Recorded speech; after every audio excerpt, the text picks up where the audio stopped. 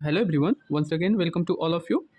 Today I am going to talk about the अस्थमास. तो सबसे पहले हम आज बात करेंगे कि अस्थमा होता क्या है, इसका डिफिनीशन क्या होता है, उसके बाद टाइप्स और कॉजेज और साइन एंड सिम्टम्स की बात करेंगे और at last we will talk about the diagnostic evaluation. So so first of all we'll have to understand. सबसे पहले हमें जानना होगा कि अस्थमा को पेरेंशियल अस्थमा भी कहते हैं. Asthma is also known as the perennial asthma. तो इसका डिफिनीशन क्या होता है? तो इसका डिफिनीशन होता है asthma is a chronic lung disease. So asthma एक तरह का क्रोनिक लंग डिजीज होता है. सबसे पहले हम बता सकते हैं क्रोनिक क्या होता है. क्रोनिक उसे कहते हैं जो कोई बीमारी हो जाता है लंबे समय से, कोई बीमारी होता है उसे क्रोनिक कहते हैं, हम सब जानते हैं.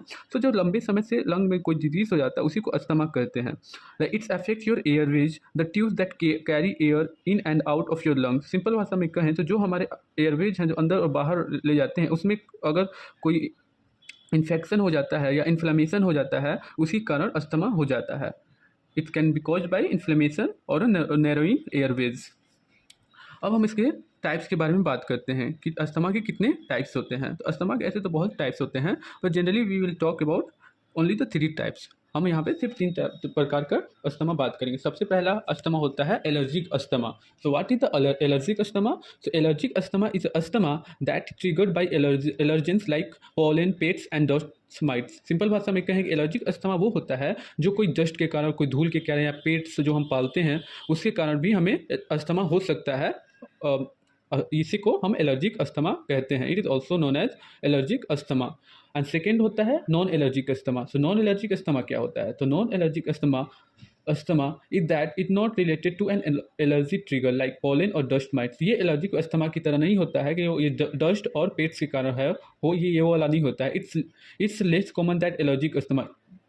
ये मेनली नॉन एलर्जिक अस्थमा ये एलर्जी वाले अस्थमा से बिल्कुल अलग होता है. इसका कारण इस can be caused by air pollution. जो एयर पोल्यूशन होता है उसके कारण हो जाता है, या स्ट्रेस के कारण हो जाता है, या स्मोकिंग के कारण हो जाता है. इसे नॉन एलर्जिक अस्थमा कहते हैं. एलर्जिक अस्थमा हम जान चुके हैं कि एलर्जिक अस्थमा बेसिकली धूल, मिट्टी या पेट्स के कारण होता है. लेकिन नॉन एलर्जिक अस्थमा पोल्यूशन से हो सकता है, या कोल्ड फ्लू से हो सकता है, या चेस्ट में इन्फेक्शन होने के कारण हो सकता है, या स्ट्रेस के कारण भी हो सकता है. Now I'm going to talk about the third point, third types. The third type है सीजनल अस्थमा. तो सीजनल अस्थमा क्या होता है हमको वो समझना होगा. सीजनल अस्थमा सम तो टॉप इसका डिफिनीशन है some people only get asthma symptoms at certain types of the year such at during high fever, seizure और when the weather is cold. हम सिंपल बात करें कि सीजनल अस्थमा किसी लोगों को जो अस्थमा से सफ़र करते हैं, कोई ऐसा भी सीजनल अस्थमा से सफ़र करते हैं जो सिर्फ या तो ठंडे में या कभी फीवर होने के कारण या कोई और सीजन के वक्त अस्थमा हो जाता है, उसे हम सीजनल अस्थमा कहते हैं. तो हम समझ चुके हैं कि एलर्जिक होता है जो एलर्जी के कारण होता है, नॉन एलर्जिक होता है जो जो बिना एलर्जी के कारण भी अस्थमा हो जाए, सीजनल अस्थमा होता है जो सीजनल तौर पे भी अस्थमा होता है. ये 3 प्रकार के टाइप्स होते हैं. Now I am going to talk about the causes of asthma. और सिंपल भाषा में कहें तो what triggers the asthma.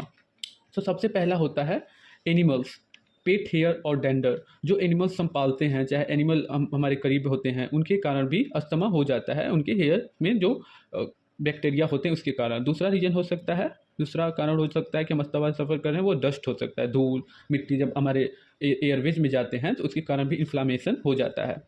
Third cause है चेंजेस इन वेदर. जब वेदर में चेंजिंग होता है, मोस्ट ऑफ्टन कोल्ड वेदर, जब कभी भी ठंड का मौसम आता है तो कई बार होता है कि इंसान अस्थमा से सफ़र करने लगता है. एंड अगला रीज़न है smoking. Smoking is also one of the main reason for the asthma.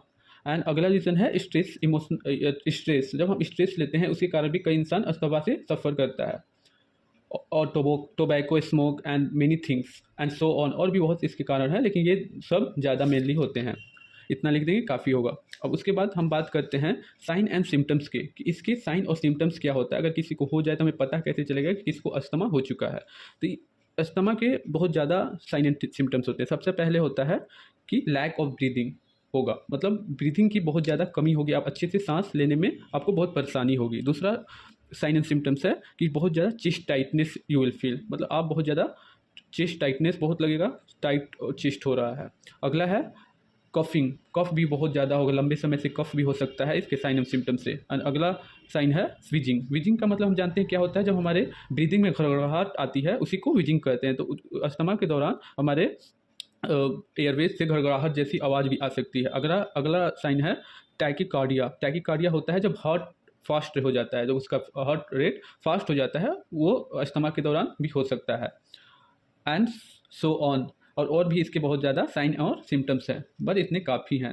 Now I am going to talk about the diagnostic evaluation of asthma, कि अगर किसी को शक है कि कि मुझे लगता है कि मुझे अस्थमा हो गया तो हमको क्या करवाना होगा। तो सबसे पहले they should do chest x ray, they should get chest x ray. उसको सबसे पहले अपना चेस्ट का एक्सरे करवाना चाहिए कहीं पे जाके, जिसके कारण पता होगा कि उनके चेस्ट में इन्फ्लामेशन हुआ है या नहीं, वो अस्थमा से सफ़र कर रहे हैं या नहीं। सेकेंड है स्किन टेस्ट, स्किन टेस्ट भी करवाने से पता चलता है कि किसी में अस्थमा हुआ है कि नहीं। थर्ड डायग्नोस्टिक इवैल्यूएशन है एलर्जिक टेस्ट, जो एलर्जी हमारे एयरवेज में होते हैं उसके भी टेस्ट होती हैं, जिसके कारण हमें पता चलता है कि हम वो उससे सफ़र कर रहे हैं नहीं। या नेक्स्ट सॉल्यूशन है पल्मोनरी फंक्शन टेस्ट, जो ये पल्मोनरी फंक्शन टेस्ट है, ये भी एक सोल्यूशन होता है, ये भी एक रीजन होता है, ये भी एक सोल्यूशन होता है कि हम पता कर सकें कि हमें अस्थमा हुआ है या नहीं। So that's all for today. Thank you for and subscribe.